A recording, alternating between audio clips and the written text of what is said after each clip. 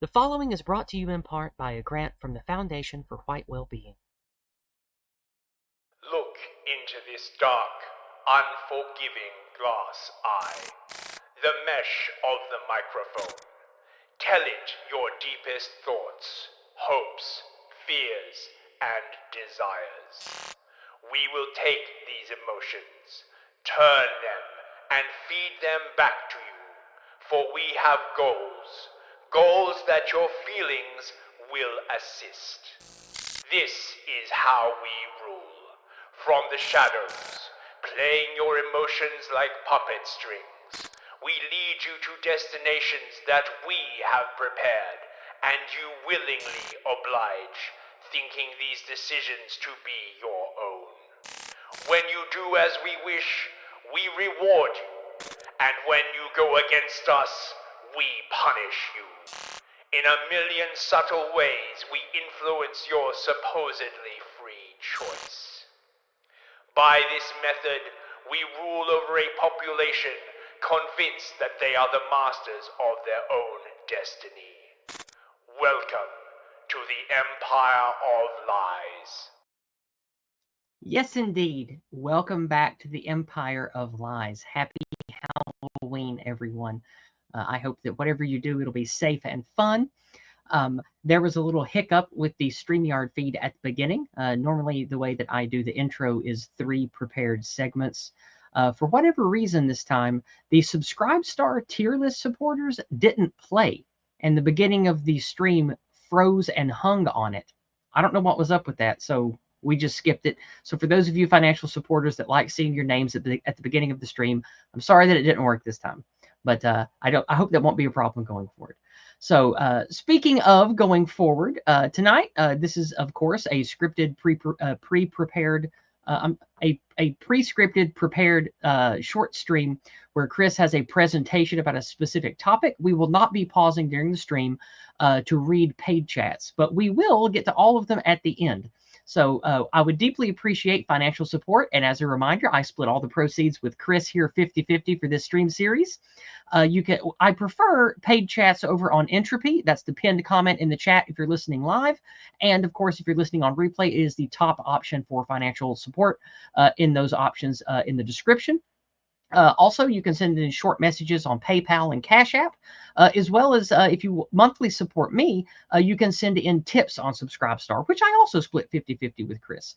And you can send rants on Rumble and hyperchats on Odyssey, but I would prefer you not send in rants on Rumble anymore because they take a quarter of it. And that's a lot more than any of the other places take. So with that being said, we have an important topic tonight that we reference things a lot on this stream, but I thought that talking about why everything leads to Hitler and the Nazis and the World War II thing, and I've said many times, not on this stream, not just on this stream series, but others, how we need to escape the shadow of World War II, and that's what this stream is about tonight.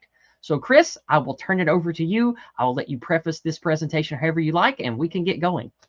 So, if societies are based upon history and their reasons for being are based upon history, what happens when that history begins to change? What happens when the historical events that a society is built on become eroded?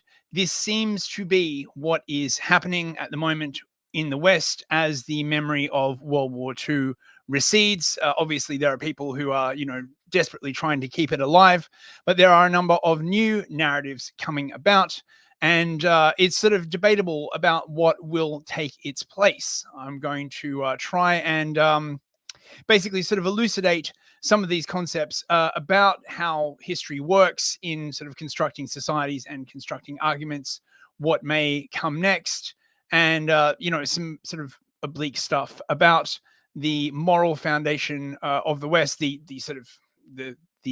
thought regime that is used to construct the West rather than its actual moral values, which tend to be quite different. Right. Mm-hmm. If we can in Smallin.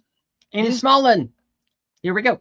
Just so this, in case anyone hasn't seen this is a real propaganda poster from America in World War II. And this sort of demonstrates that I mean, you wouldn't really see this. This wouldn't really seem that out of place in modern times, really, if you think about it. You could sort of change the application. But really, this idea, every time you do a good thing, think of the most evil thing, how you're beating the most evil thing. It hasn't really changed all that much. Right. Yeah, like in today's world, you could easily replace Hitler with Trump or Putin here. Yes, yeah, but it's really the same thing, basically. It's the same thing. It's the same externalized evil. We can't ever possibly be evil, so you need to hate what we tell you is evil. Yep. Right. We live in a society where the fundamental moorings of the truth regime are coming undone. Is this what it looks like when a society reckons with its history? When old values are undermined? When myths that have built nations finally begin to collapse? There is so much political power and utility in history, saying, well, this is what happened last time, therefore we must do this thing or it will happen again, is one of the strongest arguments you can make. So much so that it used to comprise an entire ruling style, which has now sadly been mostly forgotten. Niccolo Machiavelli exemplified this style in his book Discourses on Livy, which is basically an entire tome filled with historical stories that illustrate certain virtues and problems with leadership and war. And this has some great quotes in it. I'll just read you a couple. Whoever desires to found a state and give it laws must start with assuming that all men are bad and ever ready to display their vicious nature whenever they may find occasion for it. And this other one, whoever considers the past and the present will readily observe that all cities and all peoples are and ever have been animated by the same desires and the same passions. However, even Machiavelli is aware that society can become too trapped by history, stating, quote, that whoever desires constant success must change his conduct with the times. Traditional religion is also very steeped in the idea of ancient tomes, passing down timeless wisdom through tradition. And much like Discourses on Livy, religious historical events are used to justify current behaviors and political regimes. However, what happens when a significant section of the population forgets this history? Some of them are too stupid to read, or if they can read, they do not understand, and many of them do not speak the language. Such arguments as, well, England is like this because of the Glorious Revolution, would be completely meaningless to them. They have been replaced with arguments like, England is like this because slavery. And just to reference this poll from the Skeptic Research Center team, half of Harris Walls supporters believe that white people invented slavery, and 30% of Trump Vance supporters believe this. Just under half of all Americans with medium to high trust in journalists believe that white people invented slavery, and 30% of those with low trust in journalists believe the same thing. I find it interesting that it is an equal proportion between people who do and don't trust journalists as people who do and don't support the Democrats. I find that very interesting. Indeed. I've thought this for a while, actually, that the fundamental political divide that defines our age is really whether or not you trust what you are being told by the mainstream media. Yep. Finally, across racial groups, women are more likely than men to believe that white people invented slavery. This includes 39% of white women, 25% of white men, 59% of Hispanic women, 49% of Hispanic men, 69% of Black women, 53% of Black men, and 55% of Asian women, 41% of Asian men. Now, this is a big part of culture that underlies the framework of why we do what it is we do, mostly without thinking. The Marxists would have you believe that this is hegemony, a totally fake set of beliefs and religious justifications for why the hegemon gets to rule. And I would just like to play this clip of Kamala Harris demonstrating very clearly how the idea of history is used to justify politics in the present. In fact, this is such a pervasive idea that you could say that it defines politics. However, the difference between now and Machiavelli's time is that the political formulations have become much, much simpler. They have all compressed down to one thing, such as slavery, such as Hitler. There is no nuance. There is never any sort of nuanced discussion. There is only one historical event, or possibly two, that can be drawn on to make a political point. Yes, if you could play that video, please. Of course.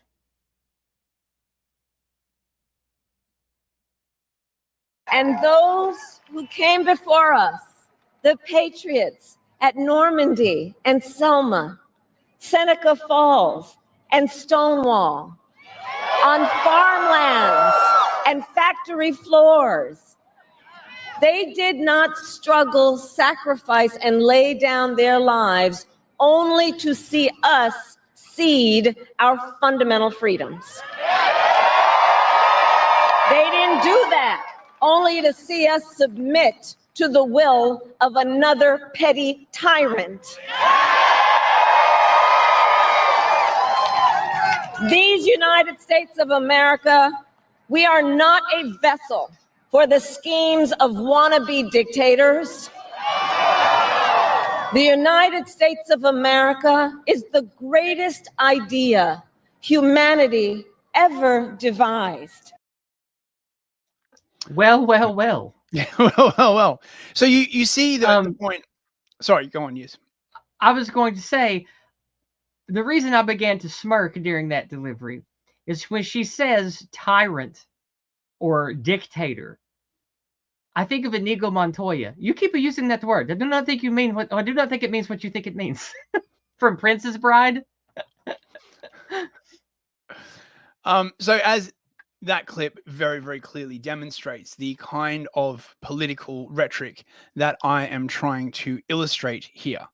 Every politician uses it. Indeed, every person uses it. In fact, the only people who do not use this idea that because something happened in the past, we must therefore do something in the future are imbeciles or idiots. Now, this is very, very important because this essentially forms what we wind up calling a truth regime, such as the one that we are living in now, that is rapidly decaying. This is why the politicians are always trying to do the same thing, that is invoke history, but in a very fake and, gay sort of way. The rise of the We Was Kang's black anti-white rhetoric is a good example of exactly this kind of argument. Because history, certain lesson or principle, therefore action in the now. This is what truly comprises a political thought regime. Now, of course, as always, the Marxists do have a point. History, being much more ephemeral than the now, is prone to being twisted and abused for political objectives. Although it is the kind of political device that, if relied upon too much, may wind up trapping you in a corner. Mm-hmm. If you use a historical event as the sole basis for a political argument, if that event is ever reinterpreted, then all the structures resting upon it change also. This is what is currently happening to European history, both sort of in the sense of immigrants built Europe, but also in the sense of the undermining of the Boomer Truth regime and World War II. This is why, despite most people being unaware of it, there is such a rigid control of history and archaeology in functional countries. Look, for example, at the way that Egypt controls its archaeology, for example. Anything that does not fit the current myth of the ancient world is suppressed. This is understandable. Not only tourism, but the livelihood of many Egyptians depend on their current thought regime and history to make a living. Imagine if a new pharaoh's tomb were discovered, and the government did not get there first. There could be chaos and economic upheaval. However, the West has let its history get away from it and be corrupted. The results are all around us, from the idea that the UK was built by immigrants to redefining ending the slave trade as perpetuating it, history has been fundamentally remolded in the eyes of most of the world in regard to the West. However, the thing about historical and cultural narratives is that they tend to support one another, coming into a stable harmony under which a society can form. The Boomer Truth regime is an excellent example of this. Its view of history is that England was right to go to war with Hitler, that Churchill was a great man, and that the loss of the empire was worth saving the Jews and stopping fascism. Again, to be clear, I'm not signaling out the boomers. History is like this. It cannot help but be interpreted. Since none of us were there, and the primary sources may be sparse, combined with the fact that many historical events were mass events experienced differently by millions of people, it is impossible to assert just one view of history. Again, the Marxists are right about this, but they are also retarded, as per usual. Although it is true that a thought regime is shaped, and that there are powers that have influence over its shaping, it must bear at least some resemblance to the truth, otherwise it falls apart. Additionally, trying to impose a thought regime that has been grown fresh from nothing and thrust upon the people leads to conflict and madness. Add in the possibility of forgery, psychological warfare, propaganda, and subversion, and it is no wonder that as people got access to more information, that they would begin to question these fundamental parts of history. Both the, quote, left and the right are using history right now to bolster cultural and political arguments, and they always come back to the early 20th century and the Second World War. It seems that this war is something that we as a people just cannot escape. There is no current historical formula that seems to avoid it. Even the Russian justification for the war in Ukraine uses it. It has been 80 years, over 100, if you take it from the start of the Russian Revolution, as the right do when it comes to communism. Mm-hmm. How long will we be forced to only look at history through World War II? The left use World War II to justify their fight against the Nazis, and the right use communism, much of which was at least more recent, to justify their fight against the communists. I know which side I am on, personally. We are trapped by history, in a way suffocated by it. We cannot move for its weight. The apex of history is always World War II and the Holocaust. No larger moral point can be made without invoking Hitler. This is truly what makes a thought regime. These historical symbols that we use to justify the state of current events are like gods in the Roman or Greek sense, who would not think of Hitler as Typhon or Apophis. He is the world eater, the destroyer of all that is good. There is none more evil than he, and he lurks out there always, ready to leap into a modern-day political figure and animate them like some kind of puppet from the beyond. Saddam is Hitler, Gaddafi is Hitler, Trump is Hitler, etc. ad infinitum. This political formula of demonizing a political opponent because Hitler was very effective, but it has finally reached its breaking point through overuse. After all, if everyone is Hitler, then no one is. This power was used, in my opinion, very rashly and unintelligently. The smart move would have been to call someone Hitler very sparingly, only using this awesome power when it was truly necessary. However, now that power has been overused and it is fading, what will replace it? What or who will become the new Hitler and take the place at the nadir of human morality? One could argue that this diffuse concept of evil has always really needed a god or supernatural being to represent it. Even if calling people Hitler goes out of style, the emotional, moral, and social space of the construct that they use will not. Something will have to replace it. Is this what they are lining up for Trump? Is the massive Hitler posting by the left happening because they are about to cause a mass casualty event? If they gained censorship powers, it would be trivial to blame almost anything on Trump and revivify this narrative. Unironically, as always, the communists and the liberals have created fascism, not only in name, as they grow more and more hysterical and get more and more violent. The more militarized the state, as they become more and more violent, the more militarized the state will have to become in order to resist them. This once again references what I believe is the correct definition of fascism, which is anything that slows or opposes the progress of communism. Since once communism is advanced, the only way it can be opposed is through mass organized violence, which needs militarism to the only way it can be opposed is through mass organized violence, which needs militarism to be effective. In short, communism necessitates fascism. It births it through dialectical struggle. Looked at in this way, dialectically, the only real bad outcome is for the dialectic to fail to resolve, for the fascists to win and drag society back to the way it was before. This is why the greatest scorn is reserved for backsliders and reactionaries. This is why the Democrats say, we are not going back and we must turn the page. Excuse me. So what is the new thought regime that will replace World War II? Increasingly, it seems it will be anti-whiteism, with the villain of the piece being not a single person, but instead white Europeans as a race, with the age of empire being the stage upon which the noble blacks and browns would have achieved Wakanda, had it not been for the intervention of the perfidious whites.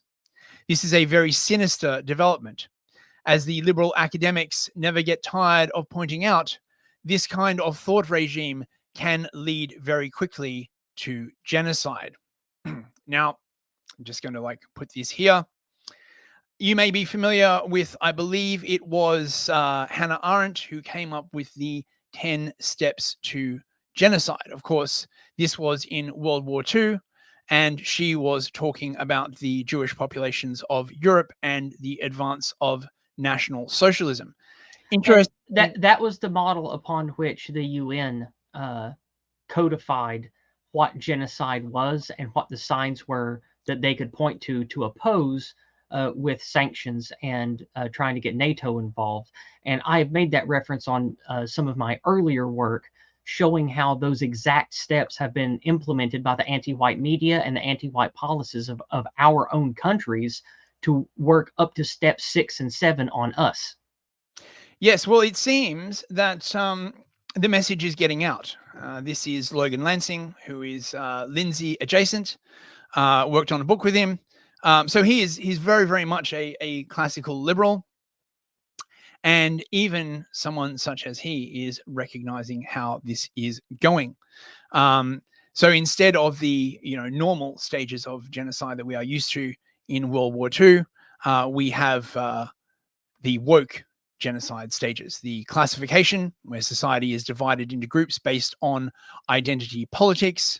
The symbolization, symbols and language becoming identifiers. Terms like privileges and marginalized are used to classify people, while certain symbols and pronouns are used to signify ideological allegiance. 3, discrimination. Laws and institutional policies grant privileges to certain groups and actively discriminate against others. Dehumanization. Those who are deemed oppressors are dehumanized through labels like toxic or fragile. I have heard much worse than that. Me too. Stripping them of their humanity and diminishing their voice. 5, organization. Activist groups, corporations, and institutions formalize woke ideology through diversity, equity, and inclusion, further institutionalizing these divisions and hierarchy, leading number 6 to polarization. Media outlets and influencers, as part of a 5th generation political warfare operation, more of a 6th generation, but exacerbate. Well, hey, it's not his fault. He doesn't pay attention to the cutting edge stream Empire of Lies. That's a good point, Logan. Yeah. If you ever watch this, mate, I'm quite a fan of your work. Check it out. No, he does good work. Yeah, he does. Opposing views are labeled as hate speech and censored. The gap between ideological factions grows deeper, with dissenters demonized or cancelled. So we are already at number 6. Yeah. 7, preparation. Opponents of woke ideology are isolated through censorship, exclusion, and safe spaces. Those who resist are pushed out of public life and removed from professional and social opportunities. I would say we're actually firmly in stage 7. Yes. Yes. Because well, I don't know. 8, I mean, you know, I how think far 8 along are is we? on the horizon. It's Number 8. it's getting here if we don't do something quick. Number 8, persecution. Public shaming, doxing, and cancelling dissenters becomes widespread. Individuals who refuse to conform face severe social, financial, and professional punishment, or in the UK, they can be jailed by the state. Because right now, number 8 is still kind of hushed, and the media and the government doesn't like to bring up how much that's happening. So I don't think we're fully into stage 8, but we're fully in stage 7. And 9, of course, extermination. This is no. So he basically says that physical violence is rare and individuals are exterminated socially. I would say watch this space, bro. Yeah. I think this could go full kinetic quite easily, because the whole point of Hannah Arendt's argument was that all of these previous steps prepare the ground for the inevitable kinetic action. Because it's one thing to deperson people so they can't afford food, so it's difficult for them to work or travel. But when you get to that stage, the people in power want the problem element gone. You can't use social media to ethnically cleanse people physically. Yeah. And then, of course, number 10, the last step is denial, where it's all covered up. The harm caused by the ideology is denied or justified. Dissent is framed as bigotry, while evidence of damage is dismissed. Critics are vilified and silenced in the name of justice and our democracy. Now, just as an aside, this section got a bit larger than I originally intended, but I went down a bit of a rabbit hole, so I'm going to share it with you. Oh, no, it's good stuff. I mean, this is a solid presentation. I want you to share every bit of it. As an aside, I would like to point out something about the term genocide. It is not widely known, but genocide, much like terrorism, is in fact a crime of intent. To qualify as genocide, a group or state must have intended to wipe out a racial or ethnic group. The original definition was also going to include economic groups, but the USSR had just joined the United Nations in 1948, and given its recent crimes of exterminating the kulaks, it would not support such a definition. What a surprise. Therefore, a perfectly legitimate defense against charges of genocide is that the ethnic cleansing was done by accident. It's absolutely true.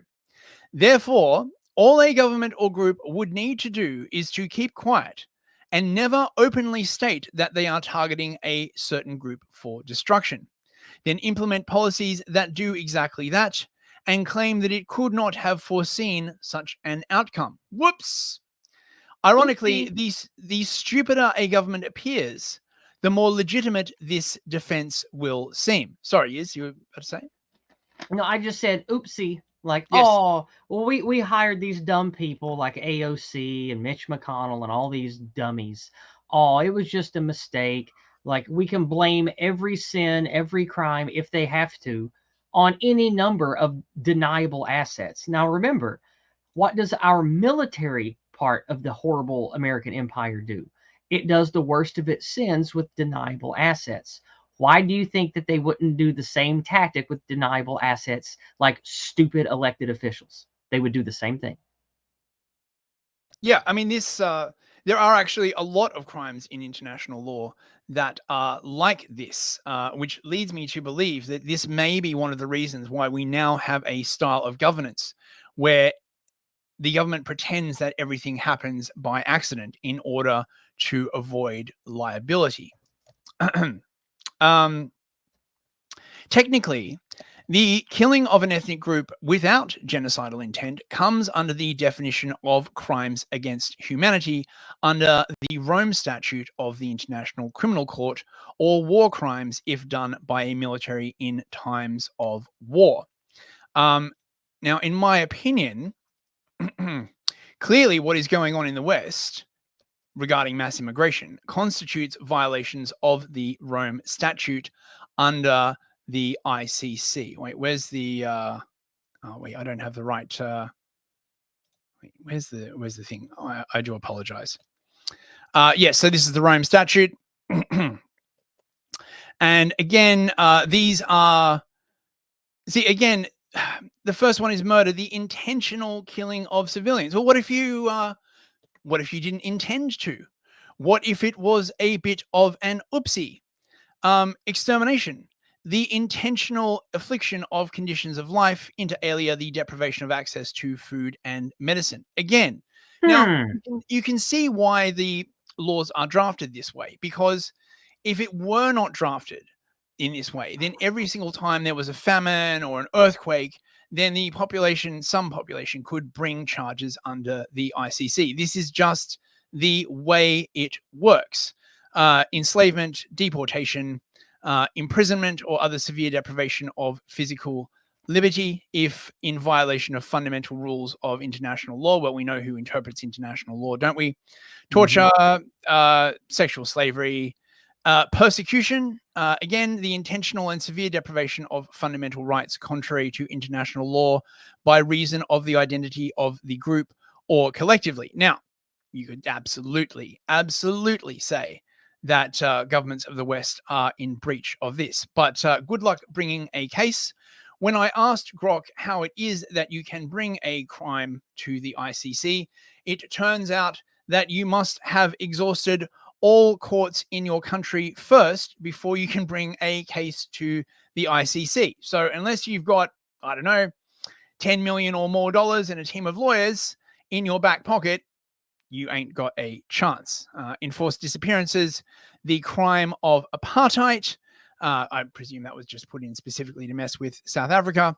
It was. Inhumane acts of a similar character, intentionally causing great suffering or serious injury. Now, by the way, if anyone wants the Grok links to have a read, I think it was Dawn Browning who hit me up on Twitter.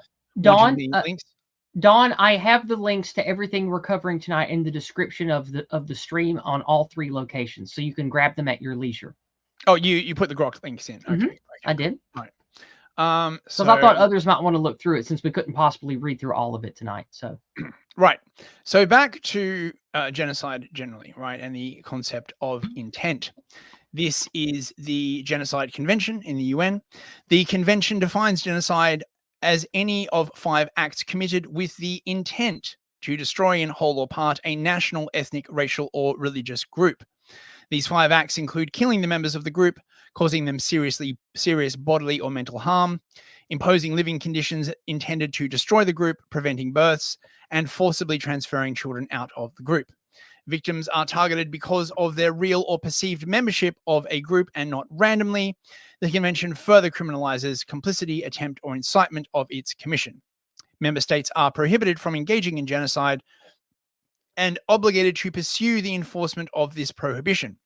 All perpetrators are to be tried, regardless of whether they are private individuals, public officials, or political leaders with sovereign immunity. So you see here very, very clearly this problem based upon intent.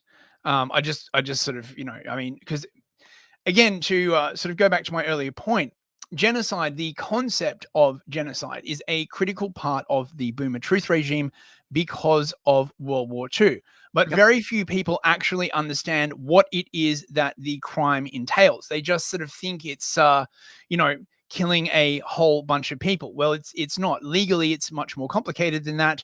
And legally as well, you have to prove intent, which can be very, very hard. Now, unless you create an entirely rigged kangaroo court like the Nuremberg trials. Now, I asked Grok about this. Big ups to Grok. It is very, very good for research about whether there, could it tell me some of the things about intent when it came to genocide? I said, so if intent cannot be proven, that is a legitimate defense, to which it basically said yes. If a state or group argues that their actions did not aim at destroying a specific group, it just happened, this could indeed serve as a defense. If actions were taken for military or political reasons without targeting the group because of their ethnic or racial identity, this might be argued as lacking the necessary genocidal intent. However, proving this lack of intent can be challenging. I mean, proving intent can also be challenging, especially if the effects of the actions disproportionately impact a particular group. So basically, what's really going on here is unless you have another country or a very large NGO with very deep pockets and a whole bunch of lawyers batting for your ethnic or cultural group, you are out of luck. So, I want you to remember this part for what I'm going to go over at the end if there's time. Go ahead. So, if anyone watching this does know any right-wing NGOs with these kinds of pockets, I don't believe that any kind of case of this kind relating to mass migration has ever been brought. There are a number of legal arguments that could be used to challenge governments that allow mass migration. And if you want some legal arguments, hit me up on Twitter. I have a few on file. But, the principal legal argument would be failure to protect the native populations from the deprivations of imported population. The UK government, for example, has a duty to do this. They just don't care, obviously. So the only way you could prove intent is public statements or policies expressly intending to eliminate or severely harm said group, or patterns of behavior that specifically target members of one group while sparing others in similar circumstances. I think you could possibly make an argument on that second one with the current situation. This is also true, by the way, of terrorism. So, for example, in the UK, and I believe this is the same in other countries, when you do a thing, say you go out and you kill a whole bunch of people, if you did not intend to affect political change with this act, then it is not terrorism. Or if they cannot prove that you wish to change the political environment through this act. Terrorism. Remember what I said about deniable assets, Chris? Terrorism is what do you think BLM and all those Antifa goons are? Yes. Well, this is the thing. Under this definition, again, this is the UK definition, the Terrorism Act 2000. BLM and Antifa are expressly terrorists in that the violence that they used was expressly for political ends to change the political environment. Now, the Western governments take this idea extremely seriously for obvious reasons, because the only way in their mind that the political environment should be changed is through the ballot box. Well, we've seen how that's turned out, I guess. Now, let's see. Where else are we going?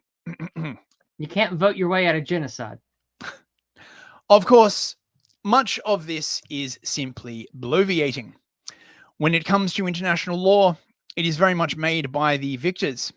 This has always been true, and it is the goal of any victorious power to attempt to legitimize its victory through legal means and establish historical facts, which can then be used to drive through the regime that the war has enabled, or the peacetime has sort of enabled on the ground.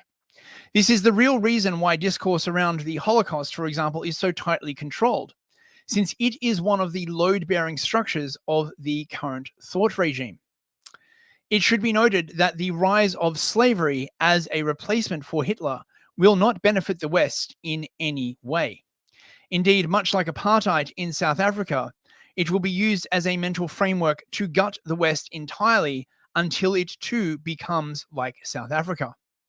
We are seeing the inexorable power of this framing already in the push for the UK to pay reparations to other Commonwealth countries, something that the current government will not be able to resist, since it already accepts the framing that slavery was the worst thing to ever happen and that the West was responsible for it. It does not matter that the UK spent the equivalent of billions of dollars in blood and treasure on stopping the practice. For our current ruling class, being called racist is now the worst thing imaginable. They are powerless in the face of such an attack. To debase one's country in such a way should be regarded as an act of treason. But to have treason, you have to have a nation. And nationalism is racist now. Countries are basically just economic zones of the global government. In conclusion, none of us can escape the heavy hand of history. As humans, it informs everything that we do. But to think of the history of our people as something that proves we are the worst people in the world is debased, alien, and foreign. There must be room in history for mistakes. Mistakes can be learned from. But the idea that a people would knowingly adopt a version of history with themselves as the villain is only something that could be produced by external factors and psychological warfare. It is the destruction of the mental lives of a people, the adopting of a creation myth and story directly antithetical to their own existence, and invites the depredations of a foreign power. Indeed, much of this view of history is alien and a result of the denazification campaigns post-World War II, where it was assumed that guilt would attach only to the Germans. How wrong we were. Denazification has escaped its chains and now applies to every Western country. The precise story changes, but the result is the same. Every Western nation and people is now led to believe they are the villains in their own historical story. Yep. This kind of myth is unsustainable because it suggests that only through the extinction or complete subjugation of that people can these wrongs be righted. Since the Boomer Truth regime contains such a moral nadir as Hitler, which cannot be examined in any reasonable or rational sense, it leads very quickly to the position that no lessons can be learned except for the one that the subverting powers wish to send, which is that white people are evil, that Europe itself is uniquely evil, that we should scour ourselves from the earth in order to atone for imagined wrongs birthed by the stuttering, malformed god of subverted history. Anyone who denies this version of history is branded a racist, a nationalist, as an unfeeling Nazi, and yet this history is entirely false. To the people who benefit from this arrangement, there is nothing true at all about history. Much like religion, they regard history as simply a social engineering device that does not need to bear any relation to the truth at all, as long as it accomplishes its objective of undermining the West. However, there is hope in the internet, as educational standards have been eroded in order to enable this bastardization of history. There has also been a rise of people who realize that what they are taught in school is not just wrong, but essentially an ignorant abomination that bears no relationship to the facts at all. That the current version of history is not just an interested view to serve certain ends, but a total fabrication. A people and a nation cannot survive without a story to tell themselves in which they have a great event which birthed them, giving them a sense of purpose and destiny. It says much that the very countries that sacrificed so much in World War II are now taught that because of their race, they are basically as bad as Hitler.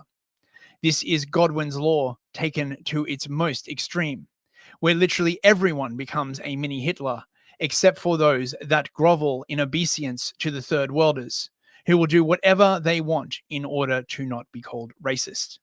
This current situation is unsustainable, and it is only a matter of time until something comes along to replace it. Thank you. That was a really good presentation, Chris. Thanks. This is the entire reason why I support the White Wellbeing team and I embrace the Go Free movement, is because the Go Free method is the White Wellbeing movement. The Go Free methodology is how you can mimetically and personally protect yourself and your children from all of this never-ending anti-white mind cancer. But I know that I talk about the Go Free stuff and the White Wellbeing stuff a lot, but one of the things I don't bring up much are Go Free clubs. Go Free clubs are, I don't remember in how many states that we have them now. I know we have some in other countries, but there are clusters of people that get together to talk about spreading and promoting white well-being in their areas, with their families, with their friends, with their churches. Now, this is good. This is how you raise children, hopefully, with as few mimetic pathogens as possible. This is hopefully how you raise people who are going to be able to interface positively with a healthy identity of race, ethnicity, culture, religion, tradition, etc. So we can actually have a people who see themselves as a people in the future. And if you don't see yourself as part of a people, you'll never fight for survival. That's the whole reason for all of this. Now, that stuff is all important, and I talk about it a lot. But I'm going to approach this and talk about what I see value in with the Old Glory Club tonight. Remember earlier when I said, it was about, I think it was around the 35, 36 minute mark, when I said, remember this for later.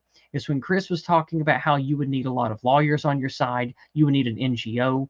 You would need people that were skilled at making either class action lawsuits or government lawsuits and pushing them through state and federal level courts. Well, this is one of the main reasons why the Old Glory Club came together. A bunch of really smart, motivated white men, heritage Americans. We see the writing on the wall. The Old Glory Club knows all the stuff that Chris just covered tonight. That's why many of their financial backers are lawyers, people who worked their entire careers in academia and media, and they see the writing on the wall for people like us, people who want history to be real and to matter as close as we can get to the truth.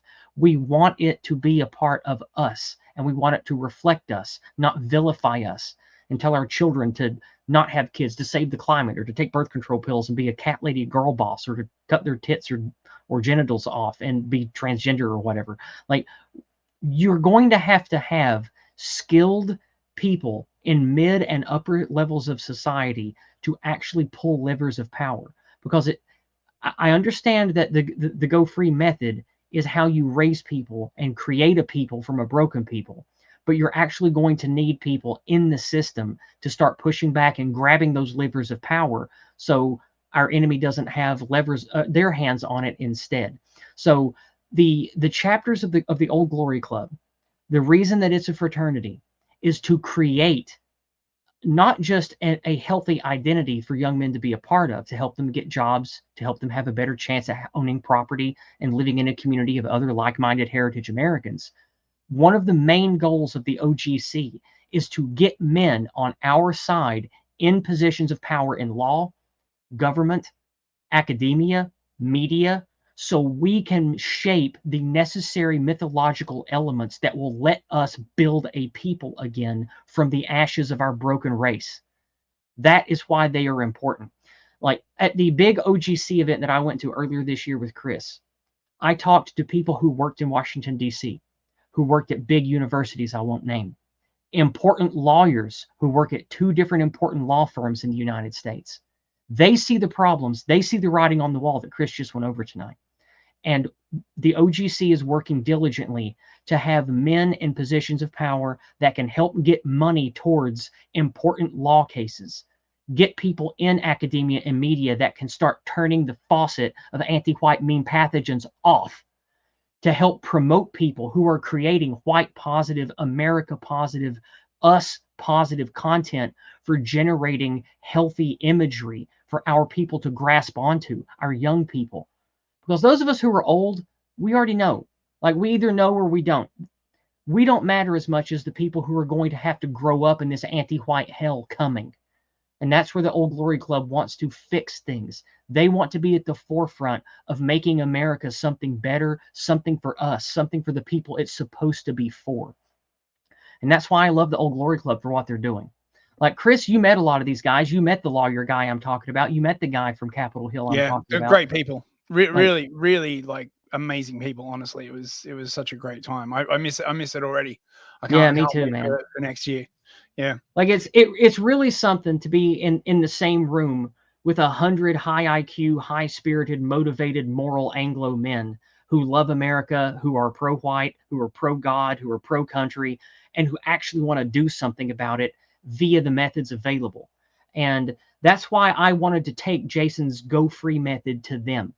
And most of them have read it now, and they understand it and agree with it. So I hear them using words like anti-whiteism and mean pathogens a lot now. So that's a good sign that this is a healthy merging of the white well-being movement from like a mimetic cultural warfare on the ground bottom up stuff with guys who want to go into the upper crust of society and start pulling levers and making changes for us as a people.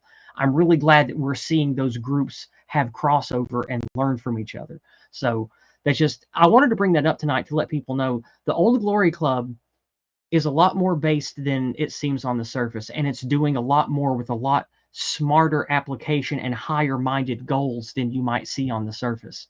So that's why I think everybody who is pro Western or pro white or whatever, or you're pro American, you need to support the Old Glory Club, especially if you are a white well being person who wants to be white positive or pro white, but you don't like all of that old guard white nationalist Nazi crap, which I don't like either. I've never liked that stuff. The Old Glory Club is for you. It's for me. It's what I want for the future. So there are definitely people that you should help support, look into. I think that by the end of the year, we're going to have chapters in, I think, 19 states now. And the Old Glory Club numbers have doubled this year alone. So a lot of motivated young men, a lot of men that are from good birth, they're from good families that have money and connections. And it's a beautiful thing to be a part of this and see it grow, and for these men to be receptive to the Go Free method. It means a lot to me.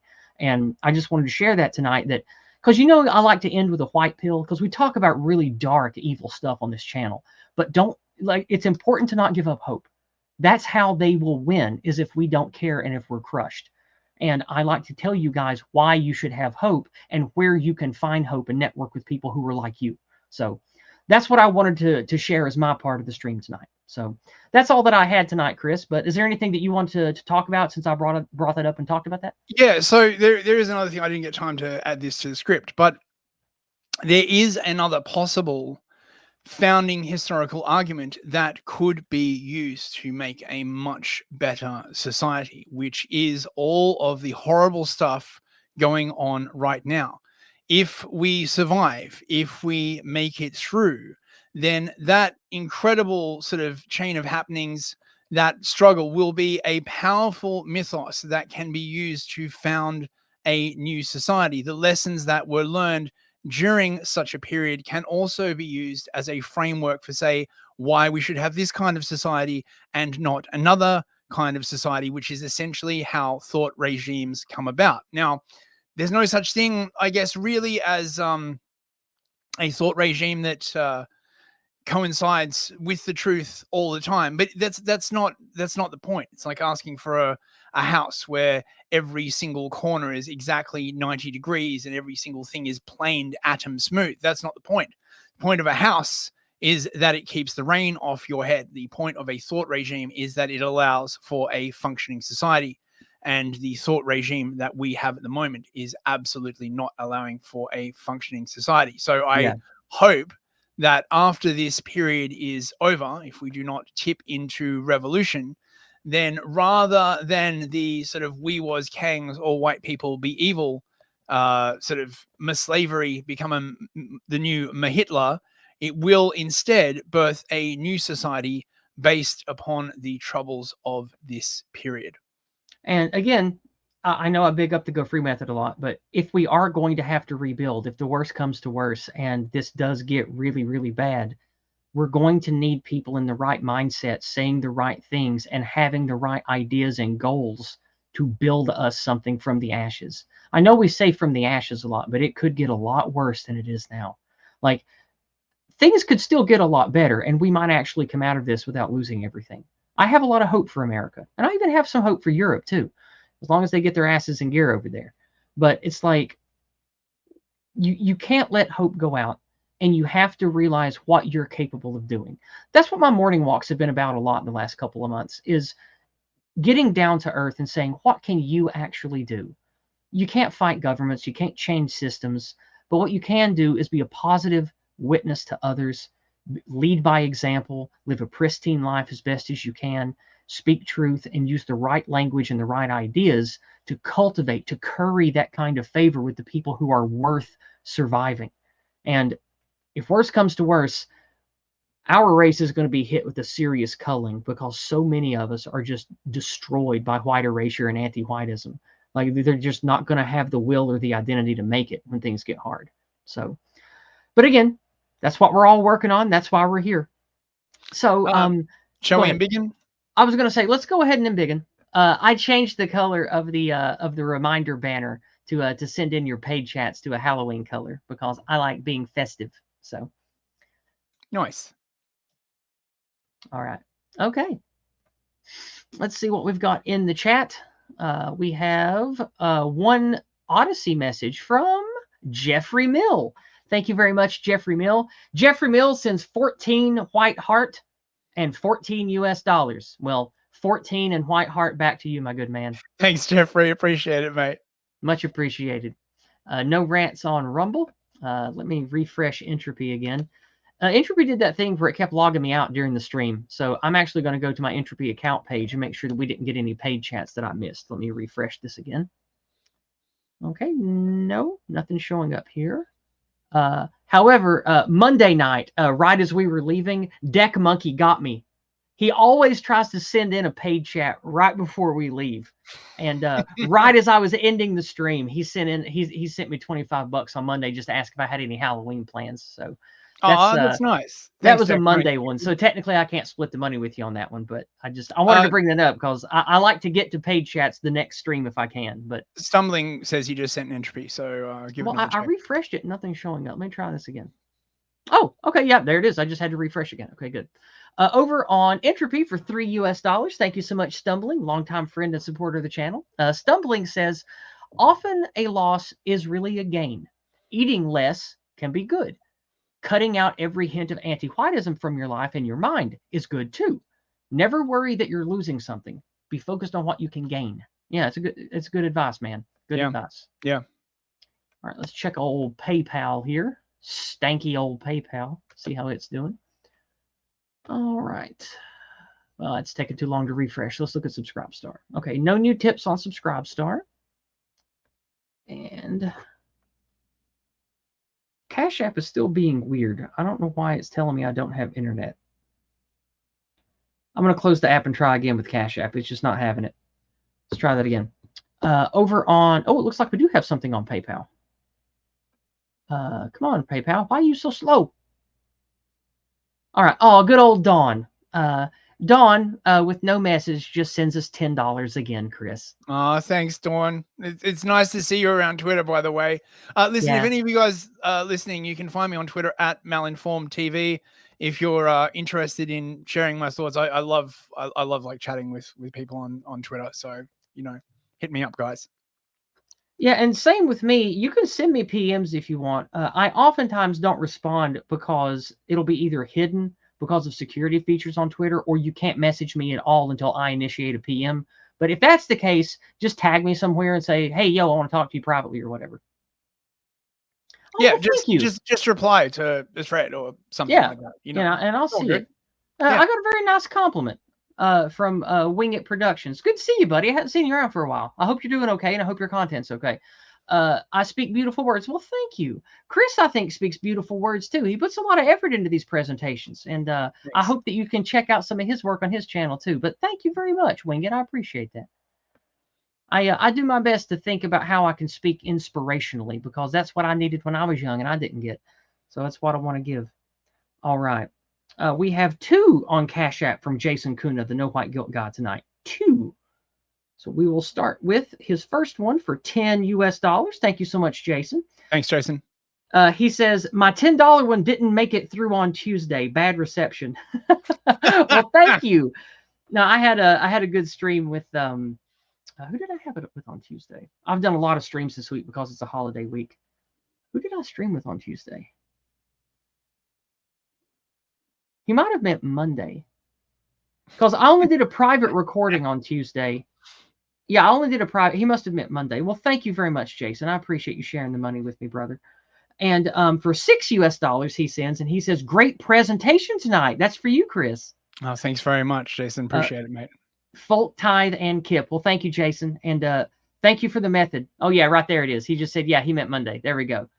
And no, thank you, Jason. Jason, I know that you've worked tirelessly to promote white well-being and do what's right since you were a young man. And just like me, I know that, you've made mistakes and you finally found what works and what's good. And I'm very thankful that you've decided to share it with people. and you do a lot of inspirational good stuff, man. And there's a lot of guys that I've met in your community that I think are stand-up good people. So, and of course, the method speaks for itself, as I have proven, not just talked about, but proven many times. So, thank you, Jason. All right, then. Let me refresh again to make sure we're not missing any paid chats anywhere. I don't think we are. I think we got them all. And yeah, it looks like it. I'm not seeing anything else anywhere. I'm going to refresh one more time on entropy. And yeah, we are good to go. That's everything. So thank you, everyone, for tuning in on this wonderful Halloween evening. And I wish you all the best. And the next few days in the United States is going to be a very interesting time. So I have a lot of streams to pay attention to and a lot of slop to eat from the trough. So wish me luck and pray for me. Yeah, likewise. Thanks for coming along, everyone. So, happy Halloween. Be safe. God bless. Have a great weekend. And we'll see you guys next week for Habiting TV on Chris's channel and Discordant Dragons Monday night on mine. Good night, everyone. Good night.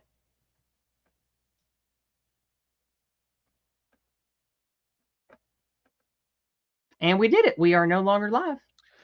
Nice. Let me do my closing comment.